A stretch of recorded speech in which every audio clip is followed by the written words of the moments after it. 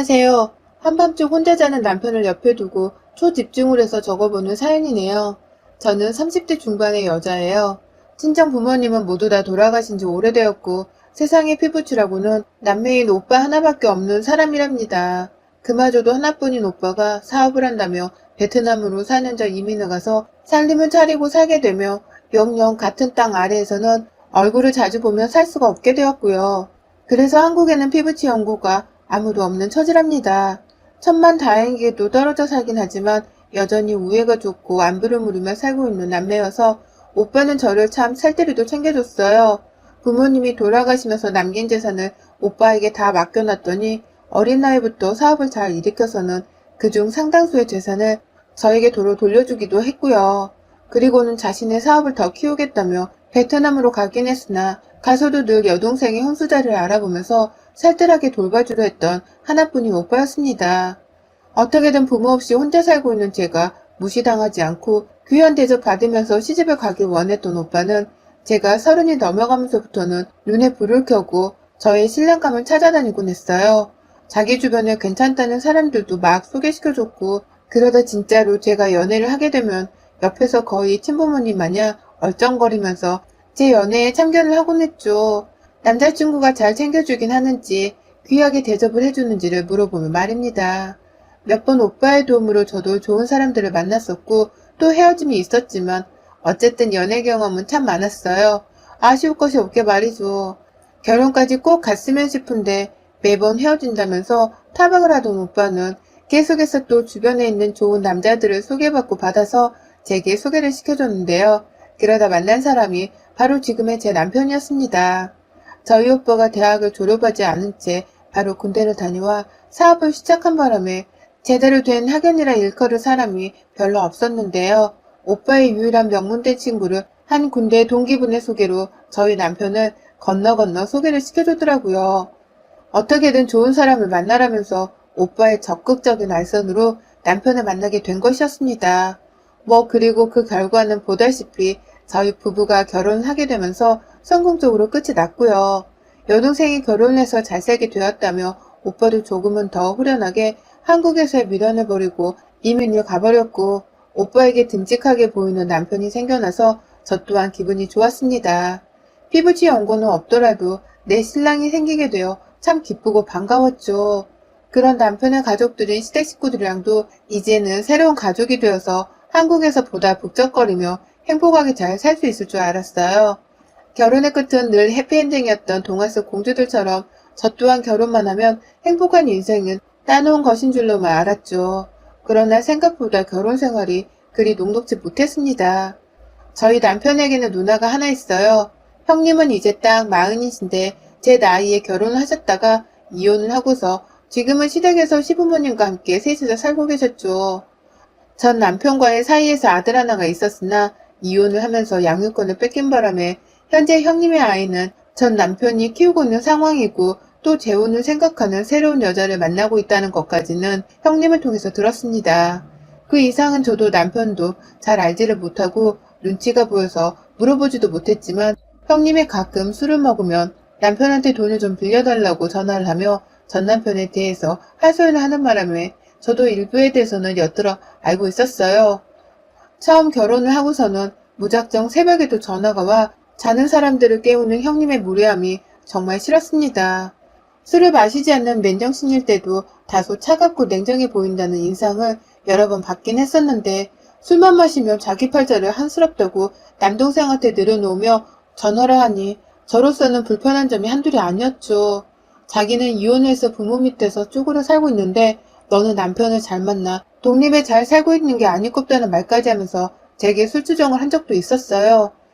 남편이랑 전화를 하다 말고 저를 바꾸라 말을 해서 수화기를 들었다가 이 어처구니 없는 욕을 방어도 못하고 먹었었죠.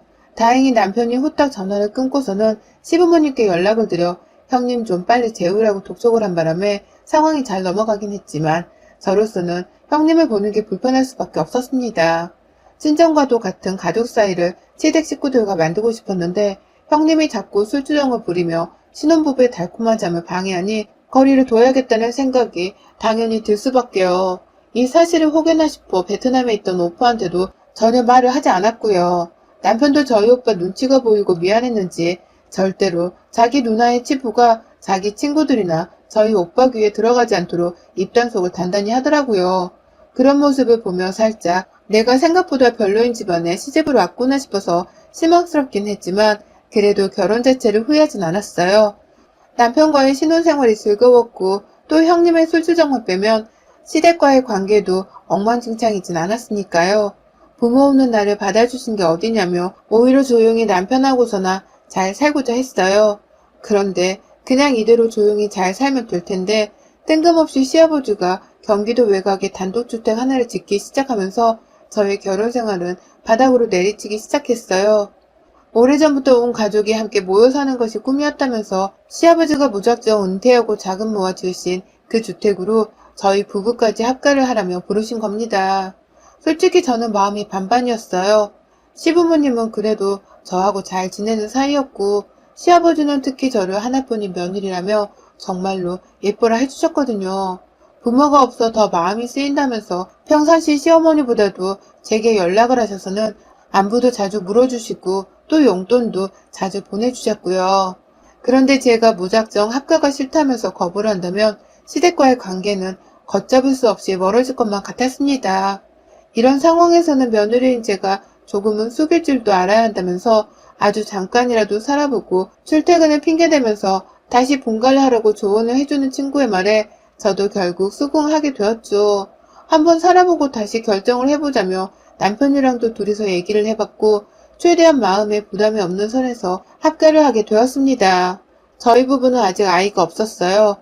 당장 계획은 없었지만 언제든지 아이가 생기면 낳을 의향은 있어서 순리대로 낳자는 마음으로 가볍게 살고 있었는데요. 합가를 하게 되면서는 시부모님과 형님이 1층 그리고 저희 부부가 2층에서 살게 되었죠.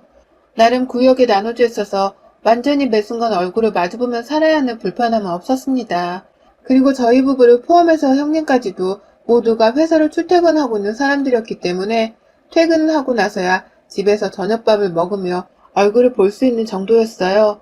이대로만 살면 그냥 대가족이 사는 것처럼 평범한 모습이었습니다. 아침 저녁으로 밥을 차려주는 시어머니가 계셔서 오히려 저로서는 편한 점도 헐 많았을 정도였죠. 그런데 그 일이 생기고 난 후부터 모든 게 악몽으로 뒤바뀌기 시작했어요.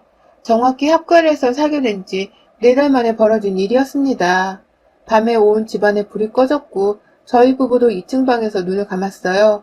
그러다가 남편이 문득 제 몸에 손을 대더라고요. 뭐 여전히 아이가 없어서 신혼 같았던 우리였는지라 남편의 터치가 오히려 전 반갑고 두근거렸습니다. 뭔가 부부 사이의 분위기가 절정에 이르렀을 때쯤 온전히 남편에게 저의 온 신경을 쏟아붓고 있던 그때 갑자기 방문이 열렸어요. 그리고는 누군가 당황한 듯 다시 문을 닫고는 후다닥 발바닥 걷는 소리를 내면서 도망치더라고요.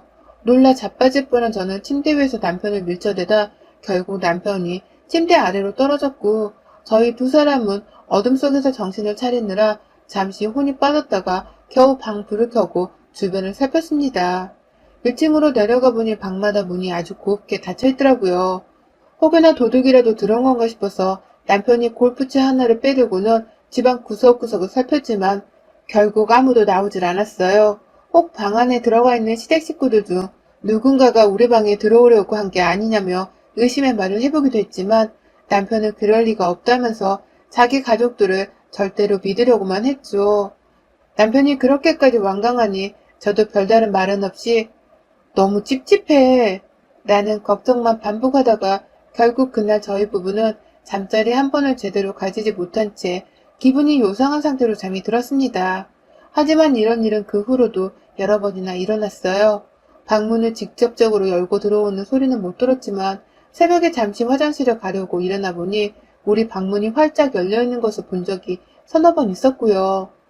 무서워서 남편을 깨운 채로 함께 화장실까지 갔다가 방 안으로 들어가는 순간 누군가 기다렸다는 듯이 계단을 타고 아래층으로 내려가는 소리를 듣기도 했습니다. 정말 누구냐면서 화를 내며 1층으로 쫓아가서는 시부모님 방 그리고 형님 방을 두드리는 실례를 범하기도 해봤는데요.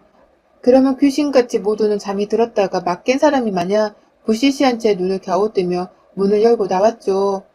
또 하루는 죽은 바퀴벌레가 새집인 이 단도축 댁에 저희 방 안에 널브러져 있기도 했었습니다. 역한 냄새가 나길래 시부모님께 물어보니 벌레를 죽이기 위해서 집안에 약을 썼다는 말을 하면서 둘러대시더라고요. 약을 뿌려서 바퀴벌레가 죽어 있는 것이라면서 말이죠. 참나. 정말 귀신이 고칼 노릇이었어요. 혹시 집안에 더러운 노숙자가 몰래 들어와 사는 건 아닌가 싶어서 괜히 예전에 봤던 공포영화 생각이 나기도 했고요. 이제는 슬슬 남편도 자기 가족들을 믿지 못하겠는지 가끔 밥을 먹다 말고 괜한 소리를 하더라고요. 또 우리 방에 누가 들어오려고 했더라고. 도대체 뭘 보려는 건지. 걸리면 진짜 다리몽댕이를 부러뜨릴 거야. 라면서 말입니다. 그 순간 앞에 있던 시댁 식구들의 표정을 제가 찬찬히 살펴봤는데 참 거짓말처럼 누구 하나의 표정에 변화 없이 남편의 말에 공감을 하면서 오히려 CCTV를 설치하자며 맞장구를 쳤고요. 저희 형님은 술을 마시면 막 전화를 걸면서 진상짓을 했다고 했잖아요.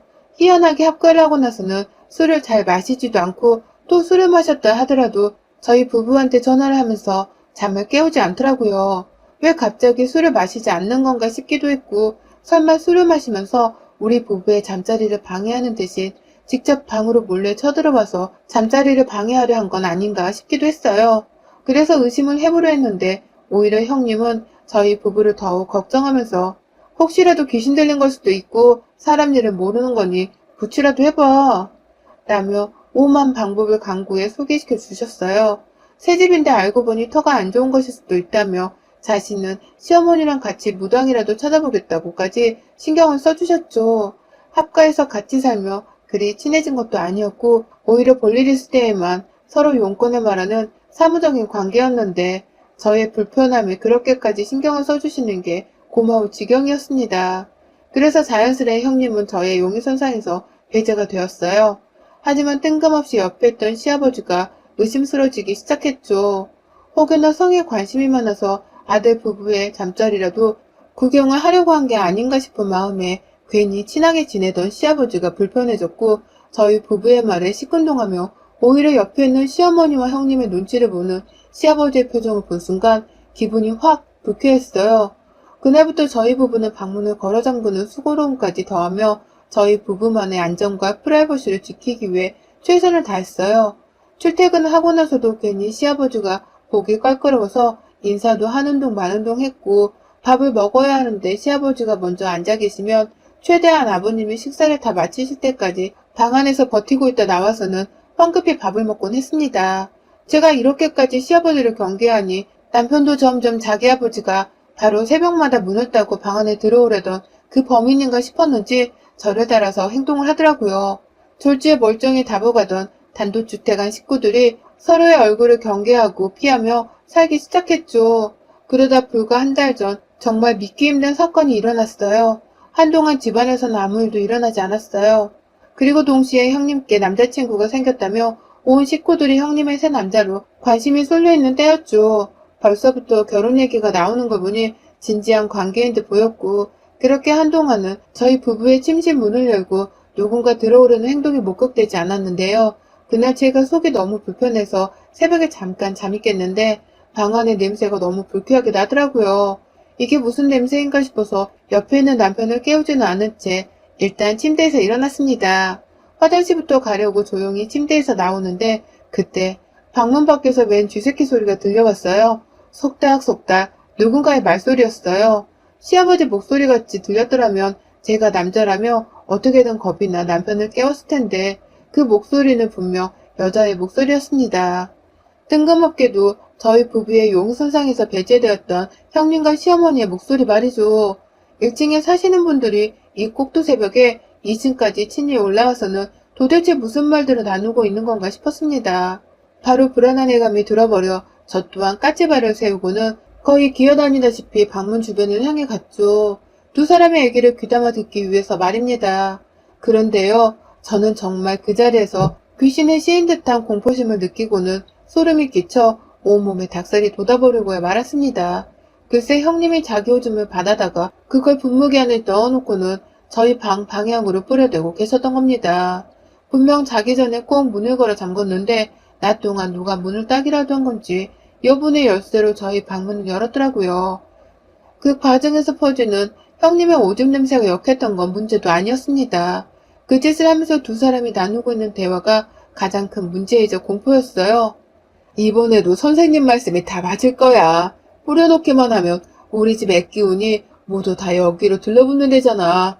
그러면 가장 기가 약한 며느리 몸으로 잡기가 다 쏠릴 거고, 그러면 성우한테도 나쁠 건 없어서 결과적으로 좋은 거야. 라며 분무기를 쉴 새 없이 뿌리다가 형님이랑 대화를 하기 반복하셨고, 또 뿌려대다가 낄낄거리면서 저거 언제 이 집에서 나가게 하나 몰라. 라면서 다시 분무기를 뿌려대셨어요. 그리고는 이내 그 뒤에 시어머니가 하시는 말씀에 저는 숨이 턱 막히고 말았습니다. 저게 우리 집 액박인데 빨리 나가면 쓰나. 좀 더 나쁜 기운 다 받아먹게 하고는 내쫓아야지. 이 짓을 한 덕분에 네가 결혼을 계획하는 새 남자도 생기고 조금씩 행복을 되찾기 시작했는데 이 행복을 좀 더 누리다가 내쫓아야지. 라면서 신우이를 향해 더 열심히 분무기를 뿌려대라는 소리를 하는 게 아니겠어요? 그 바람에 저는 문 뒤에서 거친 숨을 몰아내시다가 결국 그 오줌이 든 분무기 액체를 얼굴에 맞고서야 쥐죽은 듯 속으로만 신음소리를 내며 제 얼굴을 닦아냈고 그 자리에서 더 움직이지도 못한 채 숨죽여 공포에 떨면서 두 사람이 하는 짓이 끝나기만을 기다렸습니다. 화장실에 가고 싶었는데 갈 생각을 할 수가 없었어요. 제 몸뚱아리 주변으로 귀신이 덕지덕지 붙어있을까 싶어서 말이죠. 남편을 깨워야 하는데 설마 우리 남편도 이 사실을 다 알고서는 나를 이 집안에 데려온 건가 싶어서 혼란스러웠습니다. 내가 이 집안의 액바지라니. 나를 액바지로 쓰기 위해서 일부러 단독주택에 나와 합가까지 해서는 데려다 살려고 한 건가 싶어서 시아버지를 향해서도 더욱 큰 의심을 할 수밖에 없었습니다. 이 집안에서 나를 제외한 모두가 나의 적이라고 생각을 한 것이었어요. 시어머니와 형님이 돌아가신 후 저는 서둘러 짐을 쌌습니다. 아침에 출근하는 길에 제 짐을 챙겨 나가서는 그 길로 그냥 시댁에 돌아오지 않을 참이었죠. 어떻게 자기 딸내미가 좋은 남자를 만나서 팔자표고 살게 하기 위해서 며느리인 나에게 애귀를 받아먹게 할 생각을 다 했나 싶더군요. 정말이지 아무리 생각해도 이건 사탄과도 다름이 없는 사기 집단이었습니다. 눈에서는 눈물이 주룩주룩 흘러내렸어요. 부모를 여의고서 오빠랑 외롭게 살았던 그 시간만으로도 저는 너무 힘들었고 결혼을 하면서는 가족이 생겼다는 사실에 정말 하늘을 날 듯이 기쁘고 행복했는데 결혼의 대가가 이렇게 참혹한 것이었나 싶은 마음에 눈물을 주체하지 못한 채 결국 숨을 꺼이꺼이 들이마시면서까지 울기 시작했어요. 그 밤중에 방 안에 불을 꺼놓은 채 혼자 짐을 싸고 있으니 남편은 자다 말고 저를 보고선 호들갑을 떨며 놀라 잠에서 깼습니다. 방 안에서는 이상한 냄새가 흘러나오고 있는데 마누라는 짐을 싸며 엉엉 울고 있으니 남편도 놀라고 무섭다며 저를 진정시키더라고요. 무슨 일이 있었냐면서 어느새 손에는 골프채 하나를 쥐고서 주변을 살피기 시작했고요. 그런 남편의 행동이 참 가증스러웠어요. 너도 다 알고 있으면서 연기하지 마! 라며 결국 방 안에서 소리를 지르지 못한 채 숨죽여 화를 냈죠. 그러자 남편은 무슨 일이냐고 끝까지 모른다는 표정을 짓더라고요. 그러더니 급기야 시댁 식구들이 무슨 짓을 한 거냐며 씩씩대다가 골프채를 쥐어들고 1층으로 내려가려고 발악을 하길래 겨우 남편을 진정시킨 채 침대에 앉혀놓고 얘기를 했습니다. 그 밤에 제가 봤던 것 그리고 들었던 것에 대해서 모두 다 말이죠. 다시는 이 집에 안 들어올 거라고 출근하면 그 길로 내 집을 알아보고 나가서 살 테니 당신은 이혼도장이나 찍어 서류를 보내달라며 아주 확고하게 선을 그으며 못을 박았습니다. 하지만 남편의 눈치도 예사롭지 않았어요. 자기 누나가 자신의 행복을 위해서 저희 부부를 향해 무당의 말을 따라 섬뜩한 짓거리를 하며 저주를 퍼붓고 있었다는 사실에 충격을 받은 모습이었어요. 이제 보니 남편도 정말로 아무것도 알지를 못한 채 있더라고요. 그리고 나서야 저는 아까 신우이가 했던 말이 생각났어요. 신우이도 분명히 남편한테는 나쁠 것 없이 모든 애끼는 기가 약한 저에게로 들러붙을 것이라면서 시어머니를 안심시켰거든요. 이제서야 말 한마디가 하나둘 이해가 가기 시작하며 저는 더욱 이 집구석에서 더 이상 며느리로서 그리고 가족으로서 보호를 받지 못하고 살겠구나 싶었습니다. 자기 아들만 안중에 있고 며느리는 안중에도 없던 시어머니와 형님으로부터 최대한 멀리 도망치기로 했고 저의 야반도주에는 저희 남편도 함께 하기로 했네요. 황급히 옷가지의 기본적인 물건들만 캐리어에 가득 싸서는 남편이 먼저 주차장까지 왔다 갔다 하며 짐을 옮겼고요. 저는 어떻게든 남은 식구들한테 엿을 먹이고 싶어서 화장실로 직행했습니다. 더러운 거 아는데 제 오물을 다 받아서는 형님과 시부모님의 방 앞에다가 잔뜩 뿌려놓았죠. 어디 한번 니들도 남의 역한 오물 냄새를 맡고서 재수없어 해보라는 식으로 말입니다. 그런데 그때 오물을 뿌려놓고 남편이 대기하고 있는 차 안으로 가려는 중 시아버지를 맞닥뜨렸어요. 화장실에 가려고 한 건지 방문을 열고 나오시다가 방 앞에 뿌려진 제 오줌을 밟고선 움찔하더라고요. 그러다 대각선 방향으로 도망을 가려던 저를 나지막히 부르셨어요. 바닥에 오줌을 한 번 쓱 보다가 눈에 분노가 가득 서린 채 자신을 노려보고 있는 저를 보더니 시아버지가 고개를 들지 못하며 한숨을 쉬다가 겨우 말을 하시더라고요. 눈치챘나 보구나. 내가 사과를 하마. 딸내미가 평생 술주정에 괴로워하며 남자도 못 만나보고 늙어죽는 게 걱정이 되었는데 이렇게 하면 딸내미 팔자가 조금씩 핀다고 하길래 그래서 정말 마지못해 택한 방법이었다. 너를 미워해서도 아니고 너를 가족으로 받아들이기 싫어서도 아니었어. 딸내미만 결혼을 하고 나면 모든 건 다시 원래대로 되돌리고 잘 지내볼 참이었다. 라면서 끝까지 자신은 가족관계를 다시 되돌려보고자 했다는 개소리를 하길래 저는 입에 침이라도 바르고 나서 말을 하라는 냉정한 대답을 한 채로 시아버지를 빚고 오며 집을 빠져나왔어요. 남편이랑은 바로 호텔에 들어가 좀 쉬다가 출근을 했고 그날부로 저희는 2주 정도 호텔에서 숙박을 하며 지내다가 겨우 임시 A&B 숙소 하나를 잡아서는 현재 집 걱정은 좀 밀어놓은 상태입니다. 이대로 지내다가 바로 전셋집을 구해서 완전히 다시 독립을 하기 위해 들어갈 생각이고요. 저뿐만 아니라 적잖게 충격을 받은 남편까지도 저희 부부는 이제 다시는 시댁과 그 어떤 것으로도 얽히지 않은 채 남남처럼 살기로 굳은 맹세와 다짐을 했습니다. 내 몸에 귀신이 붙어있을지도 모른다는 소름 끼치는 생각이 들어서는 다시는 살아생전에 가보고 싶지도 않고 마주보고 싶지도 않아요. 딸내미 팔자를 펴보겠다고 부모 없는 며느리를 가지고서 액바지로 쓰려고 했던 시댁 식구들 부디 천벌을 받으라며 저는 오늘부터 기도라도 올려볼 참이랍니다. 내가 집에서 나왔으니 마음이 불안해서 지들끼리 액바지 없이 어찌 살런가 모르겠네요. 여러분의 생각은 댓글로 남겨주세요. 오늘도 시청해주셔서 정말 감사합니다.